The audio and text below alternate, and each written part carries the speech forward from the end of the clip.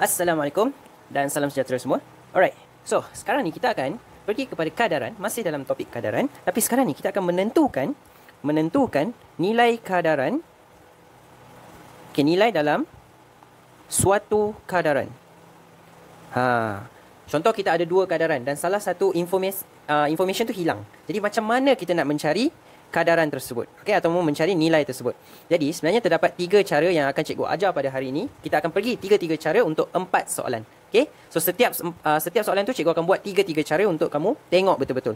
Jadi kaedah yang pertama dikenali sebagai kaedah unitary. Kaedah ni kaedah satu persatu, step by step. Dan kaedah yang kedua ialah kaedah kadaran. Dan akhir sekali kaedah pendarapan silang.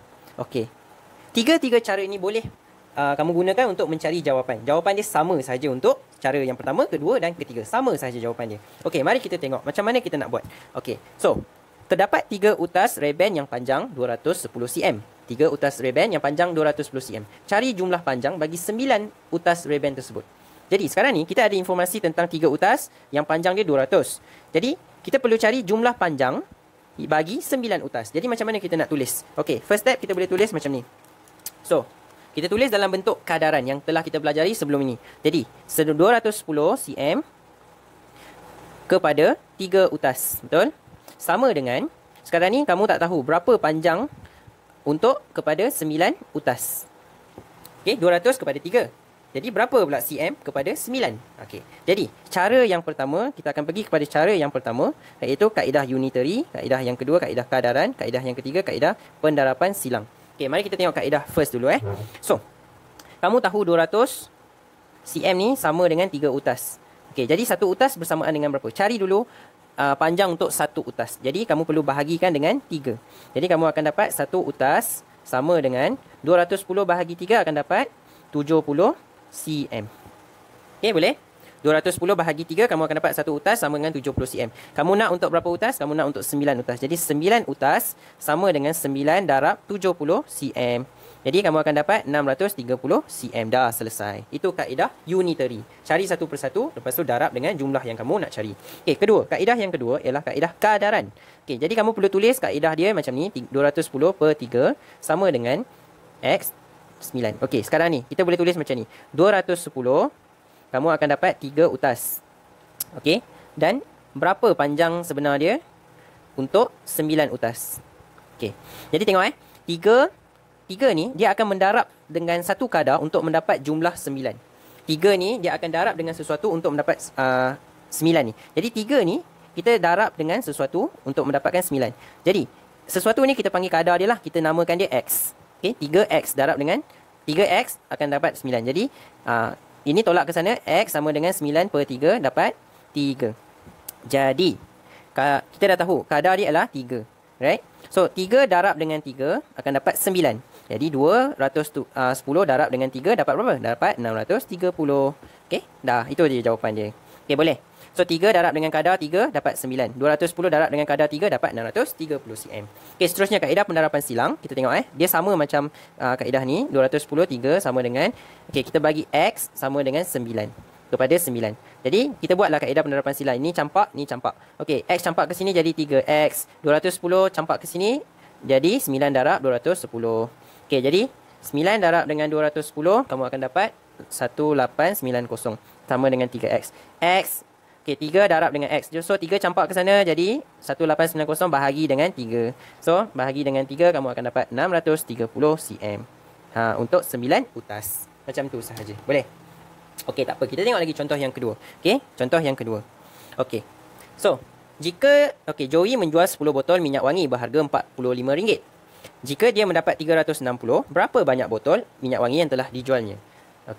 So dia menjual satu botol, 10 botol berharga RM45. Menjual 10 botol yang berharga RM45. So RM45 dia berjaya menjual dengan 10 botol. So satu botol berapa ringgit? Satu botol kita ambil 45, kita bahagi dengan 10. Kita akan dapat satu botol RM4.50. Jadi sekarang ni dia dah jual 360. Jadi berapa banyak botol? Jadi 360 kita bahagi dengan satu botol punya harga. Kita bahagi dengan harga satu botol, kita akan dapat 360 bahagi dengan RM4.50. sen. Jadi kita akan dapat 80. Jadi sebenarnya dia telah menjual 80 botol. Sebab tu dia boleh mendapat RM360. Ini kaedah unitary. Okey, kaedah yang kedua, kaedah kadaran. Ni kaedah unitary. Kaedah pendarapan silang. Okey, kaedah kadaran kita tulis macam ni. RM45 dia dapat 10 botol. Dia jual 10 botol. Jadi sekarang ni dia jual 360. Dia dapat 360. Jadi berapa botol yang telah dijualnya? Okey, berapa ni? So, tengok sini. 45 dia akan darab dengan satu kadar untuk jadi 360. Jadi kita buat macam ni, 45 darab dengan sesuatu lah untuk jadi 360. Jadi 45 ni kita bagi dia X lah. Okey, X sama dengan 360. Jadi 45 pergi ke sana dia akan jadi bahagi 45. Jadi 360 bahagi dengan 45, kamu akan dapat 8. Jadi kadar dia ialah 8. 45 darab 8, dia akan jadi 360. 10 darab dengan 8 akan jadi 80 botol. Jadi 80 botol. Okey, boleh faham tak? Okey, 45 darab dengan 8 akan dapat 360. Okey, darab 8, 360. Jadi kalau 10 darab 8 juga akan dapat 80 kadar dia. Ini cara kaedah kadaran. Seterusnya kaedah pendarapan silang kita tulis macam ni, 45 kepada 10 sama dengan 360 kepada X. Jumlah yang kita tak tahu.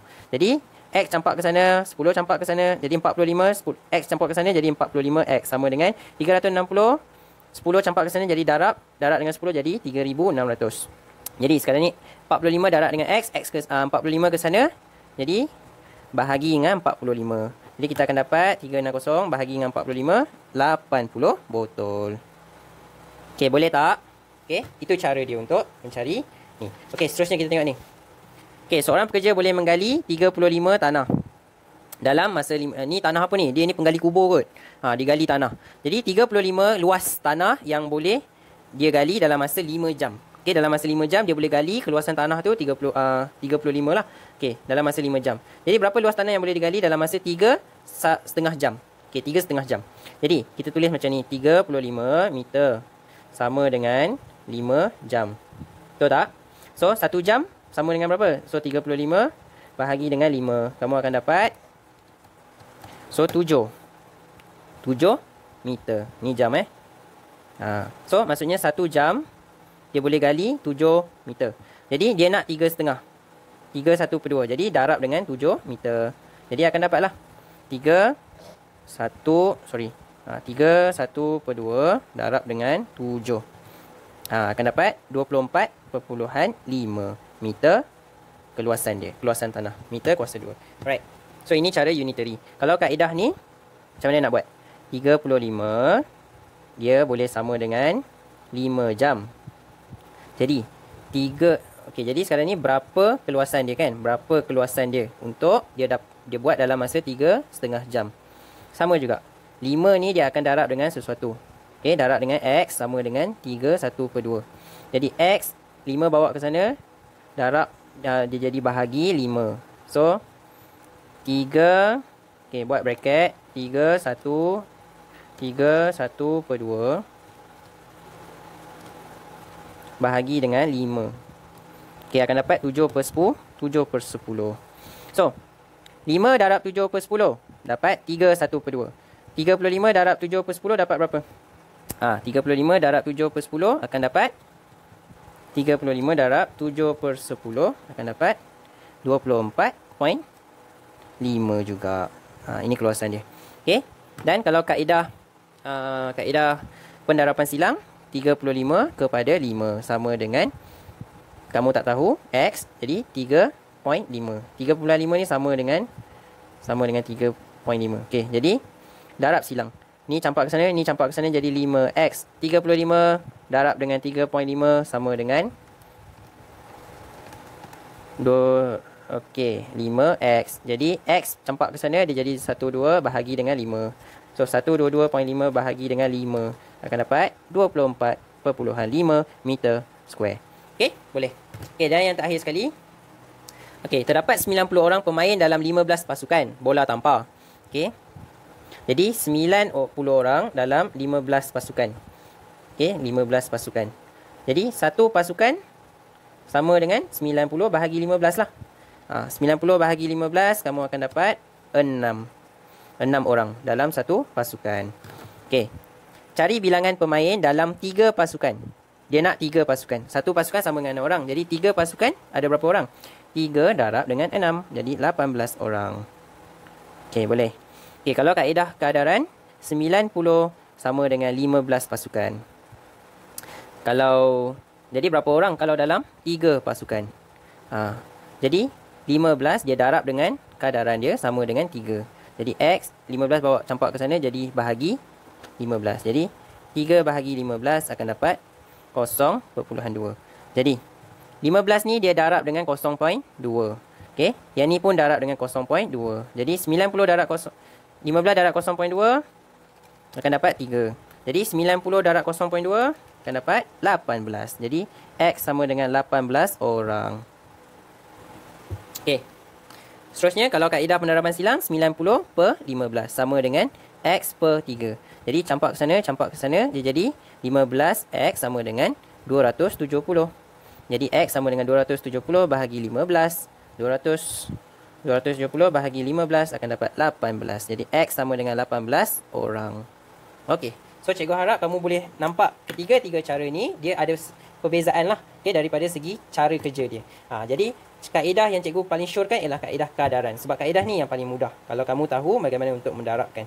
Okay, jadi kamu perlu darab dengan kadar dia dan kamu akan dapat jawapan dia. Okay, jadi kaedah ni yang amat berguna lah. Yang kamu susah untuk salah. Okay, so cikgu harap kamu dah boleh faham ketiga-tiga cara ni untuk membuat mana-mana soalan dalam buku latihan kamu dan sebagainya. Alright, so kita akan berjumpa lagi pada video yang akan datang. Alright, so cikgu akan jumpa kamu nantilah. Alright, so assalamualaikum dan bye-bye.